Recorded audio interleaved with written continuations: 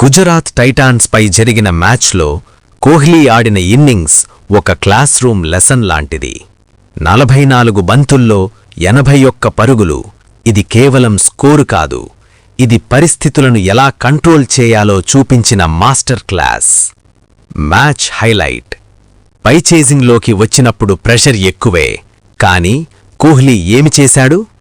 తొలుత సెన్సిబుల్గా ఆడాడు, గ్యాపుల్లో సింగిల్స్ తీసుకున్నాడు, బౌలర్లను అర్థం చేసుకుని టైం చేసుకున్నాడు, చివర్లో యాక్సిలరేట్ చేసి మ్యాచ్ ఫినిష్ చేశాడు. ఇది హీరో షాట్లు కాదు, ఇది control plus planning plus execution. Orange cap కేవలం ఫార్మ్ కాదు, కన్సిస్టెన్సీ. ఈ ఇన్నింగ్స్తో కోహ్లీ ఇప్పుడు 2026 ఆరెంజ్ క్యాప్ హోల్డర్ అయ్యాడు. ఇది ఒక్క మ్యాచ్ వల్ల కాదు, ఇది వరుసగా ప్రదర్శనిచ్చిన ఫలితం.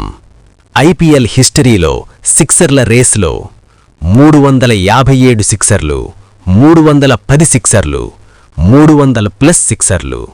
ఇక్కడ నిజమేంటంటే కోహ్లీ ఒక పవర్ హిట్టర్ కాదు, కానీ ఇంకా టాప్లోకి వస్తున్నాడు అంటే అతని కన్సిస్టెన్సీ లెవెల్ ఎంత ఉందో అర్థం చేసుకో.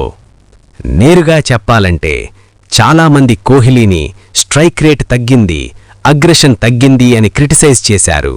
కానీ వాస్తవం ఏమిటంటే అతని గేమ్ను అర్థం చేసుకున్నాడు, సిచ్యువేషన్కి తగ్గట్టు వాడుతున్నాడు, టీంకు అవసరమైనప్పుడు నిలబడ్డాడు, హైలైట్స్ కోసం కాదు మ్యాచ్ గెలిపించడానికి ఆడుతున్నాడు.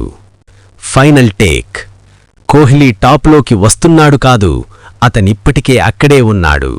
మిగతా వాళ్లు అప్పుడప్పుడు మెరిసిపోతారు, కానీ కోహ్లీ వరుసగా రన్స్ చేస్తాడు. చేజింగ్లో ఒత్తిడి ఉంటే కింగ్ కోహ్లీనే కాల్ చెయ్యాలి.